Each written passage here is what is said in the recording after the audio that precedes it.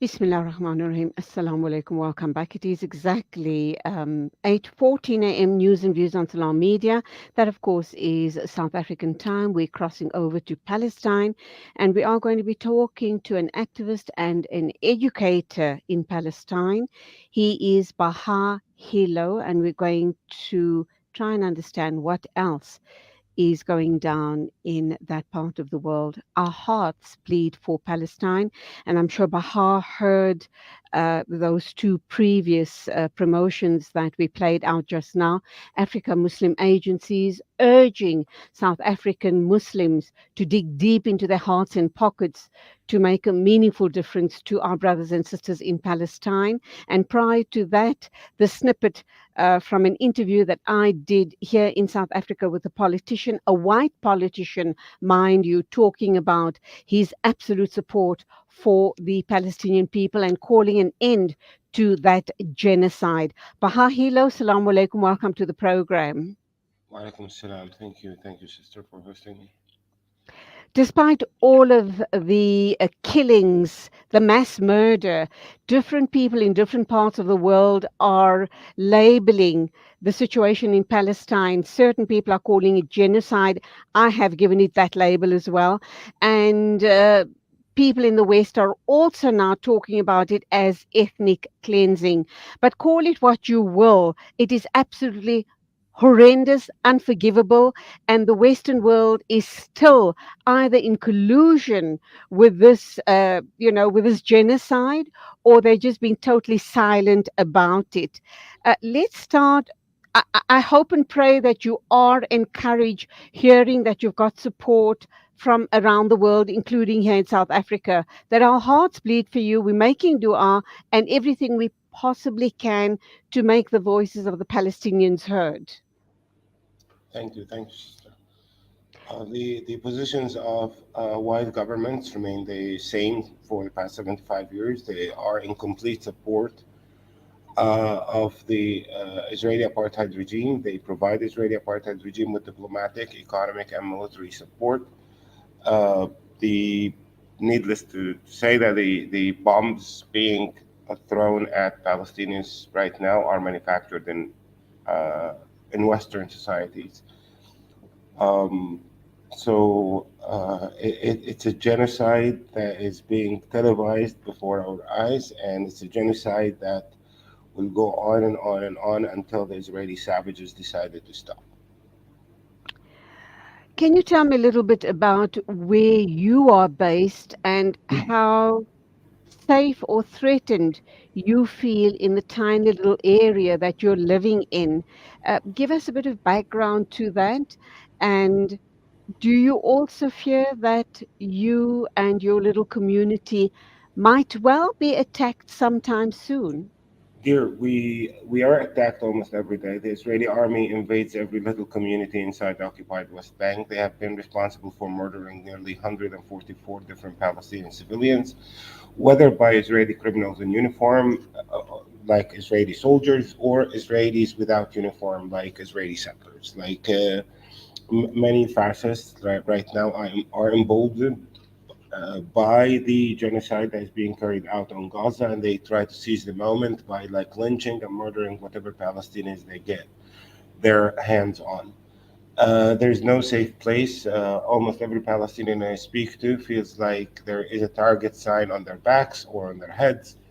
The just Many people are just staying within their reservations because the state of Israel have managed to cut the occupied West Bank into nearly 230 separate areas, and the movement from one area to the other is pretty difficult. The Israeli army have been invading neighborhoods and different communities throughout the occupied West Bank, and they have kidnapped and arrested more than 2,000 Palestinians so far. So there is no such a thing as a safe place that we had in Palestine before, but right now it's even more dangerous and more terrorizing and more scary. Of course, For us in the occupied West Bank, we remain focused on the genocide that's being carried out by the State of Israel in the Gaza ghetto or the Gaza Bantustan or the Gaza concentration camp, um, and uh, it kind of like gives us the feeling that whatever sacrifice that happens, it's nothing compared to like the elimination of Palestinian families that's being carried out in the Gaza Strip.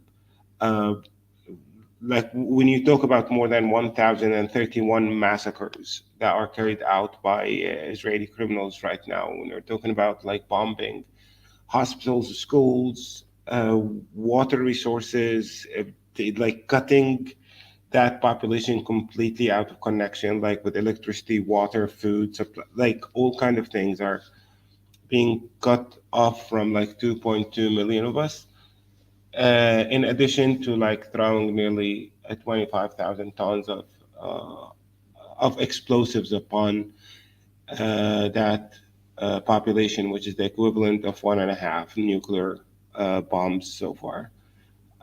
So for us, we are taking it in the occupied West Bank. Many people are like taking to the streets protesting Israeli criminal behavior, and every protest turns into a funeral because Israeli savages like they open fire like at anybody who dares to criticize like or protest against Israeli criminal behavior as uh, being carried out for the past 30 days so far.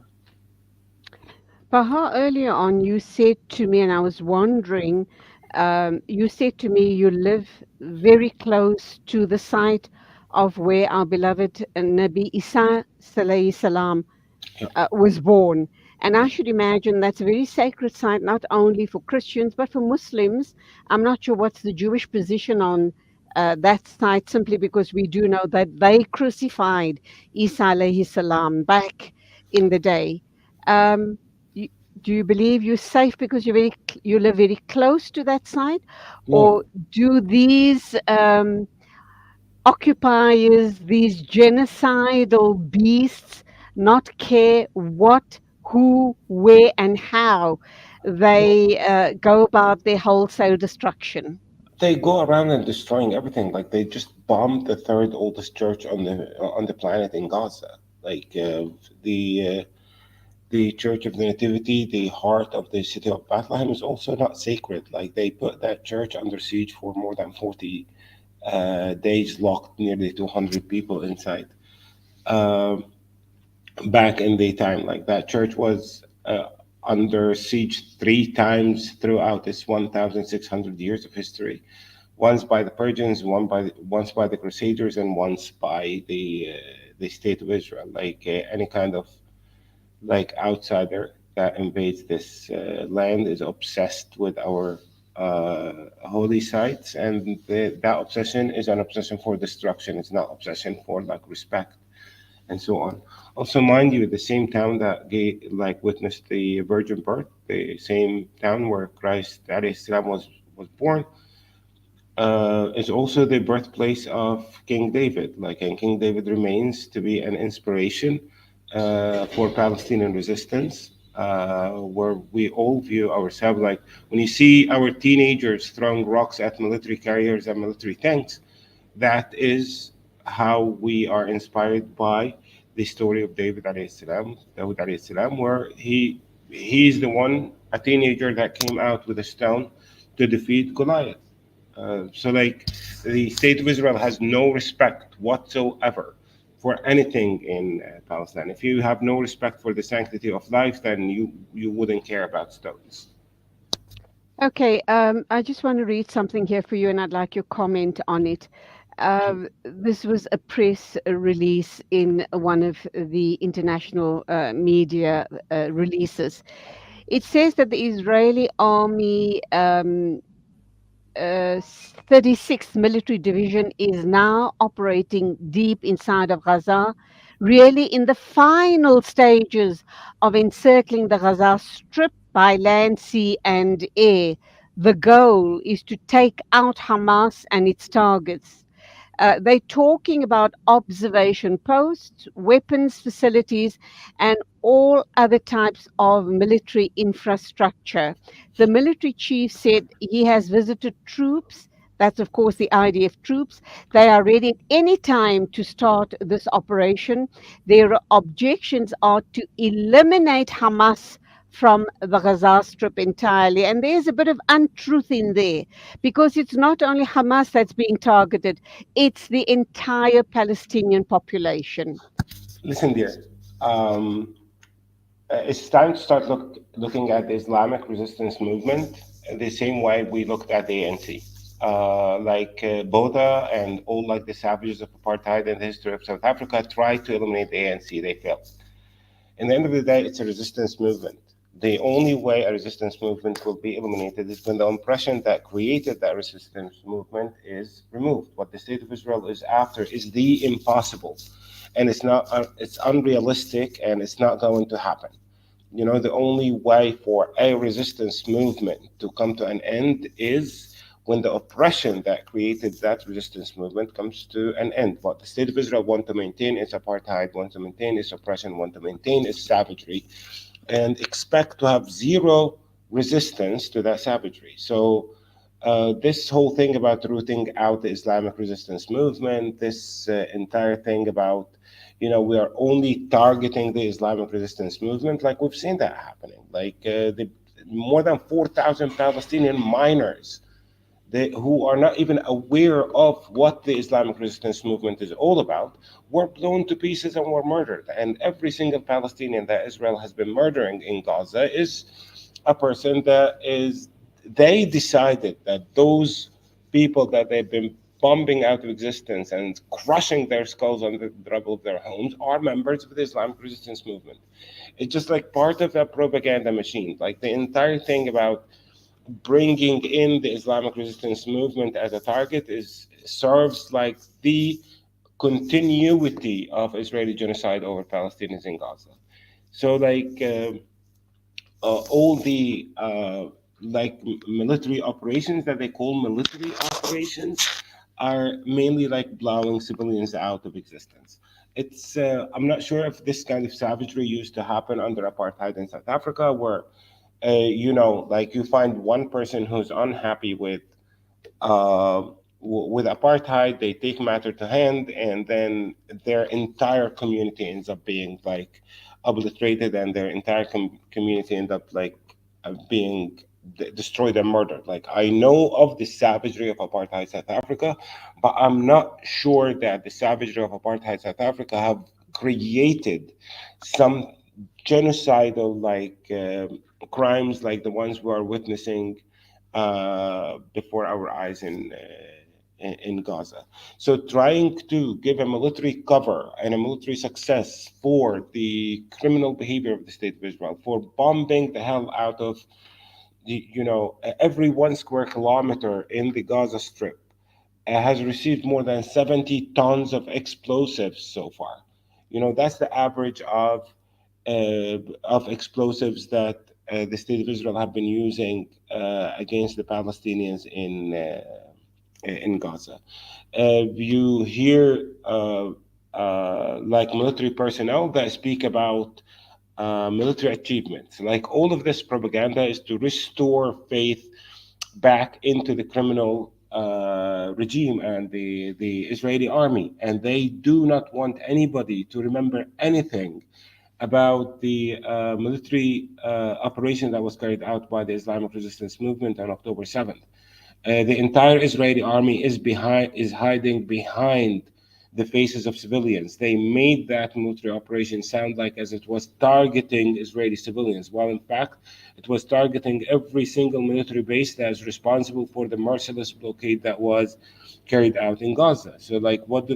They increase the death toll among civilians. They create some kind of a shock. They prevent people from seeing the failure of the largest like army that the largest and most developed like army we have in the Middle East, which was destroyed within 3 hours in the 7th of October. So they do not care how many Palestinian civilians they are going to murder. They just want to create a kind of a shock to prevent people from remembering, like the military operation that was carried out back on the 7th of October. And actually, right now, that military operation is like buried under the rubble of the bombs they are throwing, of the homes they are bombing out in Gaza. And they've created like a situation where they are showing us how you can commit genocide in 2023. You, yeah. Also, like the subjects of Israeli genocide are not like free people. The subject of Israeli genocide are being subject to Israeli criminal behavior for the past 75 years. That this just like another um, genocidal event that is added to our calendar, and this is another thing that will be um, witnessing and will be traumatized by for the next, like, I don't know what, for the rest of our lives, I guess. Absolutely. Baha, certain people or certain media are referring to what's happening to the Palestinian people as a genocide. Other people are suggesting that it's ethnic cleansing. Does it matter what they label it as? And what is the difference between the two? Does it matter? Okay, Because dear. scores and Um, scores and scores of people are being killed ruthlessly, not killed, murdered. dear. Murdered blatantly and ruthlessly as the Western world looks on. And I think Biden and the US are going to have to answer for this, maybe not immediately, but history is going to hold them responsible because all that needs to happen to stop this madness is for Biden to call off murderous Netanyahu and his Israeli government to stop the killing, to stop the genocide. Okay, dear. The history, if things remain the same, history will look at the current criminals in the same way. History looked at a genocidal criminal called Ariel Sharon, who died peacefully in his bed. Yes, it took him 8 years to die, but he died peacefully in his bed. The same way it treated Tony Blair, the same way it treated George Bush. The blood of the brown and black man is worthless.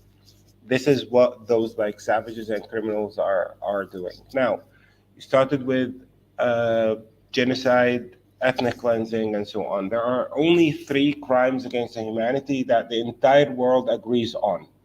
One is the crime of forced population transfer, which is the crime of ethnic cleansing. It's carried out by the state of Israel as we speak, and have been carried out by the state of Israel for the entire time the state of Israel have existed. Like they have always committed the crime of forced population transfer. The second thing is genocide. Yes, Israelis murder Palestinians for being Palestinians, and in a sense, that is the root for any kind of crime of genocide. Let's remember that the Serb nationalists were accused of committing genocide in Srebrenica and Bosnia after murdering 8,300 people and uncovering like few mass graves. The state of Israel have been busy murdering more than 11,000 of us for being us, for 11,000 Palestinians for being Palestinians. Like, it's very simple to know this. Like, if you follow any kind of like Zionist propaganda or Israeli propaganda or even Western American media, like they know and report on the issue as if it's like Palestinian civilians who are being murdered in Gaza or just you know they died, you know. But the entire thing is like it is a genocide. And the third crime against humanity is the crime of apartheid. So the state of Israel actually commits the only three crimes that the entire world agrees on, which are the crime of forced population transfer, the crime of genocide, and the crime of apartheid. You know, they commit those three crimes day in day out as we speak. So why do they do this? The state of Israel is emboldened by like white governments and Western governments, and they know that whatever they do, they will go unpunished. Like it's not that those criminals be brought to the International Court of Justice. It's like they know that they can do whatever they want and get away with it. I guess Um, it's a situation of, as always, black and brown lives don't matter. they And do this not is that matter, not in the mind of the white politician. No, it does not matter. white supremacist. White Um, governments. let's just wrap up now and ask. You talk about forced displacement. We talked about ethnic cleansing. We talk about genocide, and all three of those, which are crimes against humanity, are taking place simultaneously in Palestine, and yet the world watches without coming to the aid of Palestine, without murmuring and without even saying to the genocidal murderers, "Stop! Enough is enough." Dear, it's more disgusting than this. They have been providing us with cloths to wrap up our dead with. Oh, It's more this like it's the thing is like we think the Western world is doing nothing. They are doing ways worse than nothing. And unfortunately, like the government of South Africa is following those white savages. I have no idea like what the embassy of the state of Israel is still doing in Pretoria. Like what? Like Nelson Mandela said it. Like the freedom of South Africa will not be complete without the freedom of the Palestinian people. And you go on and host the criminal regime that is committing like a crime that you in South Africa have survived through and successfully got rid of. Like what kind of hypocrisy? Like I do understand the savagery of the white man, but it's I maybe think I, the I need to. hypocrisy. I think the hypocrisy gets at you. Let's wrap up now. Just to also add to that, Minister Naledi Pandor has been very vociferous in her support for the Palestinian people. So do know that the entire, I'd like to say, very very forcefully and with much confidence, that Alhamdulillah, the Muslim community of South Africa are behind the Palestinian people in any small way that we possibly can. We are engaged in protest marches, in fundraisers, etc. We also know, and perhaps you can give us some insight into this, that the aid that has been donated by international aid agencies, including South Africa, is stuck at the Rafah crossing. Has any of that aid, or is it beginning to trickle into the people of Palestine? Less than like 0.5% of the needs. Like people are being buried under the rubble. What people need is end of this genocide. That's what they need. End of the genocide. Like imagine international community. The entire international community fails into like bringing in like a truck of aid into Gaza. I woke up this morning and I found that the Jordanian kingdom was like parachuting in some aid with approval of the state of Israel. It was a very interesting show. Like those people do not need us to improve their lives as they are experiencing genocide. You But know, how do you feel right now? How do you personally feel right now? And I know you'll be speaking the voice of Palestinians. Do you feel totally helpless and hopeless? Do you see an end in sight regarding this genocide? listen, dear. Every life is a miracle. Every life is a blessing. Every life is sacred.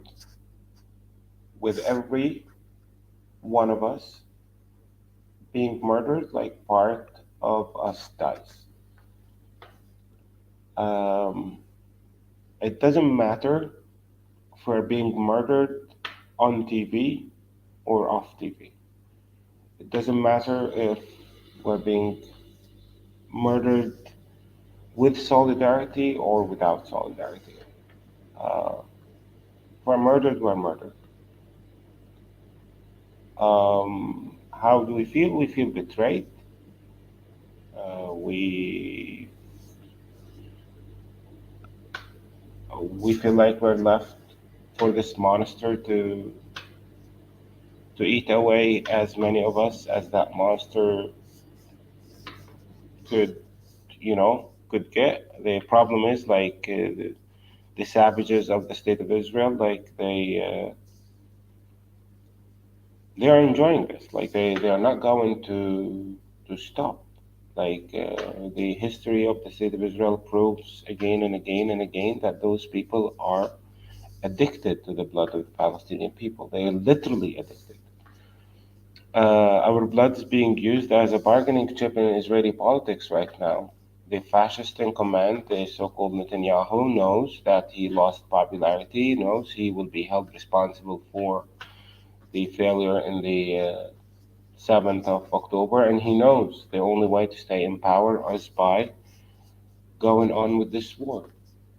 He is bombing people out of existence, and with every drop of Palestinian blood, his popularity goes back to increasing.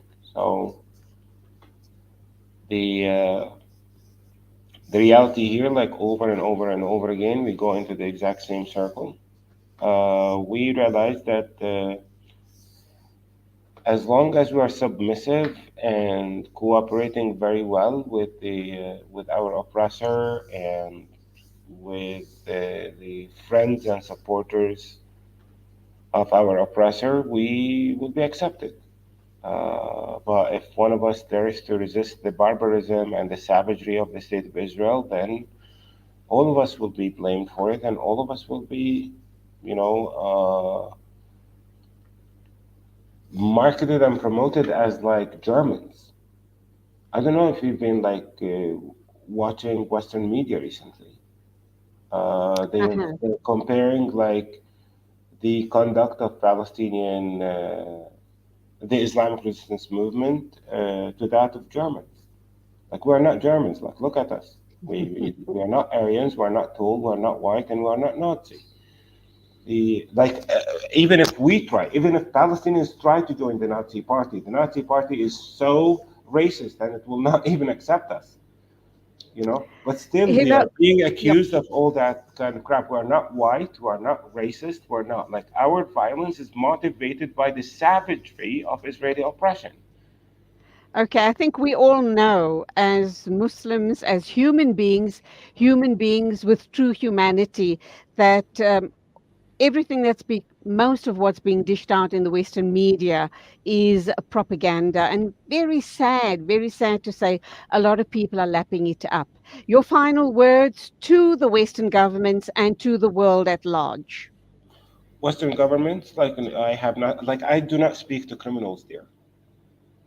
Like I have nothing to say. Like be proud of supplying this savage monster with all the tools, all the diplomatic, economic, and military support it needs to go on with this genocide. You know, the state of Israel is a reflection of Western history and Western culture. This is Western history and Western culture coming before your eyes in 2023. Own it. And be proud to Colonialism protect in of this. Let me end it by saying, Baha, colonialism playing out in the year 2023 against a helpless and defenseless people, and the rest of the world seems to have forgotten the plight of Palestine. Thank you indeed for being with us on the show this morning. Our ongoing du'as for the people of Palestine, and undoubtedly we will be talking again with you sometime soon. Go well. Salamu Thank alaikum to thank you. you. Thanks.